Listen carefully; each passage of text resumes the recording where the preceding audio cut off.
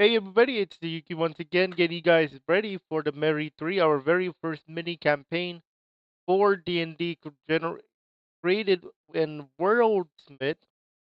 And today I'm going to be going over some of the potential house rules I'm going to have for this campaign as we get ready for it. Now, some of these may be implemented, some of these may not be implemented, and if you guys like one of them, let me know what you guys like and don't like in terms of the rules. I can change them or I can remove them depending on your taste on this channel. So welcome back to the tabletop. So let's go over some of the house rules I'm going to have. The first house rule I'm going to propose is the showing of the character sheet.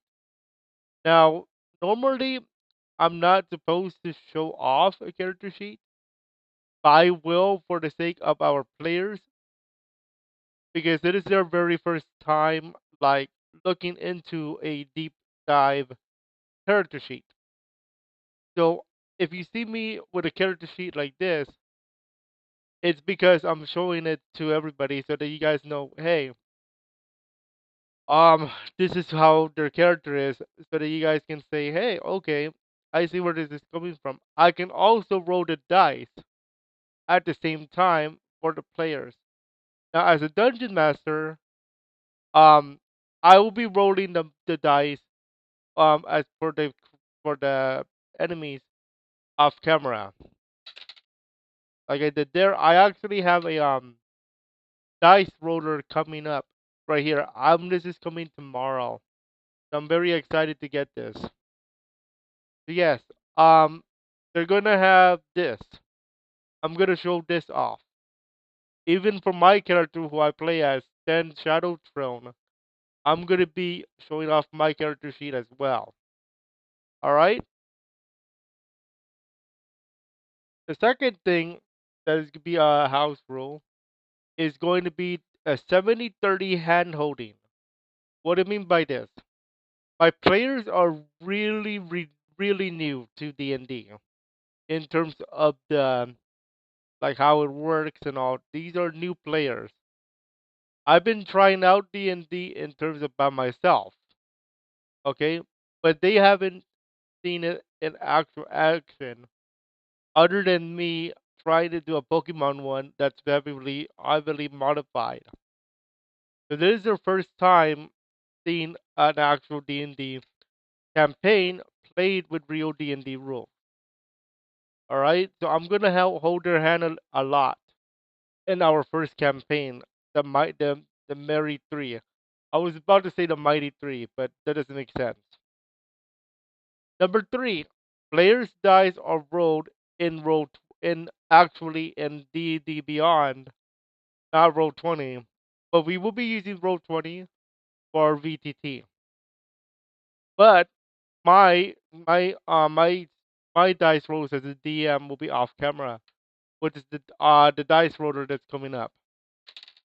All right, so that's gonna be coming up. Number four, we're gonna have a rule when it comes to natural 20s and natural one. So the rule for natural 20s is actually being decided by the community. If you take a look at my main channel, Yuki Productions, I have a poll that's going on right now where you guys can choose how should natural 20s in combat be handled for this campaign. Add 5 damage, mini explode, add 1 more of the same die, and add the result, a roll table reward, or multiply the damage by 2. So whatever the community votes for, that's going to be the natural 20 rule. For natural 1, I decided to do a roll table, which I'm not going to show off right now because that is a DM thing.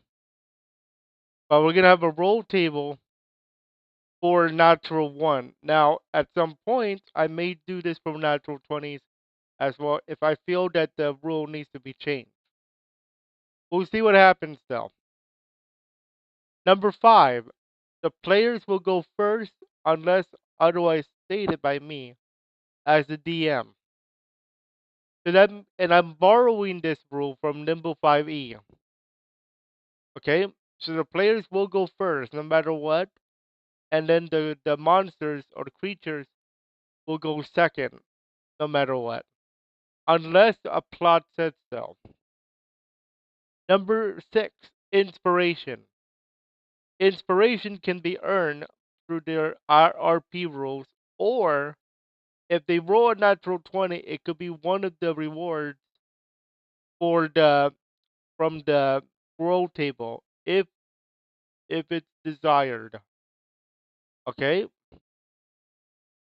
The inspiration rule here is +5 to a check or attack. Number 7 is going to be determined if I'm going to go with it, but it's called the Kobe Bryant rule. What is the Kobe Bryant rule? On an 8 on a check or a 4, a 24 on a check, either dirty 24 or 38, I'm going to reward you 80 gold for an 8 and 240 gold for 24. So let's just say you got a 7 plus 1 bonus for 8. I'm going to reward that with 80 gold. If you get a 20, a natural 20, plus the modifier for that is a 4, I'm going to give you not only the attack, but also 240 gold. So I call that the Kobe Bryant rule in honor of his 8 and 24. House rule number 8 comes from Matt Mercer, or is inspired by Matt Mercer with the recent special for Bell's House to raise money for the firefighter relief. And it's called the Mischief Coins and Blessings. So if there's going to be an item called a Blessed Coin and a Mischief Coin. If they have a Blessed Coin, they can use it to gain advantage on rolls, including attack. But if we have a Mischief Coin, I can spend that to grant disadvantage. That's from Matt Mercer. Number 9, ability points. I'm going to reward some ability points. What these are is basically upgrade your stats. For example, we go back to my character sheet. Let's say that I grab an ability point, one ability point. I can spend it in a few ways. Number 1, I can use it to raise one of my scores, as in like ability scores like intelligence, wisdom, charisma. Or or I can try to edit this to where I'm going to add a bonus to this, to one of my weapons.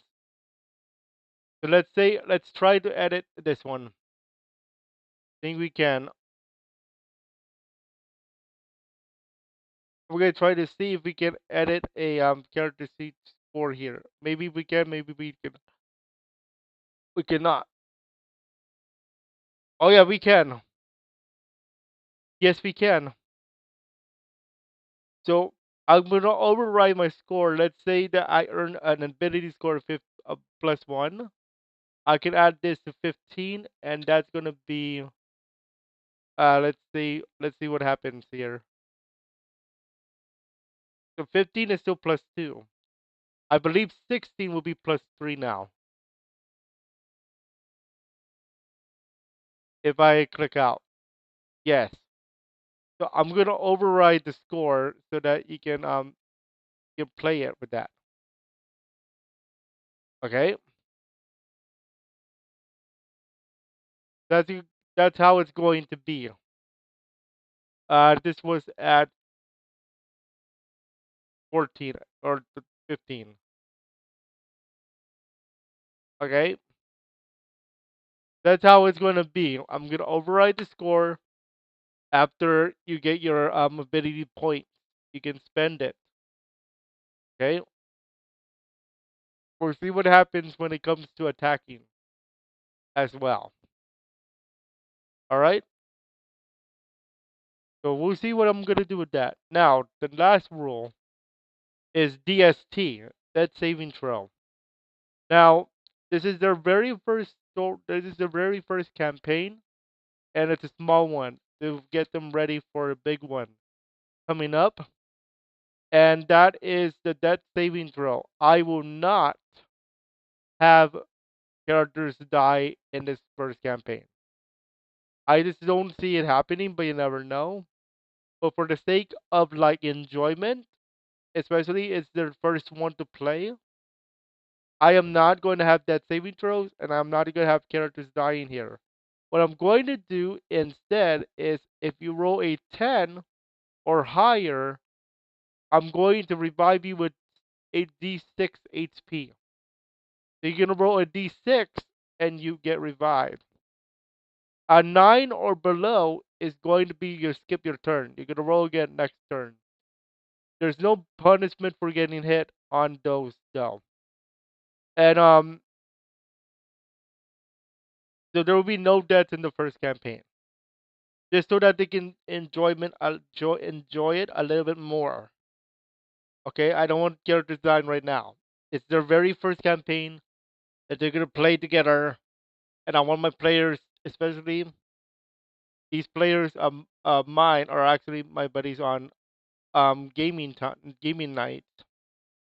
That's why I want to make it more enjoyable for the first one.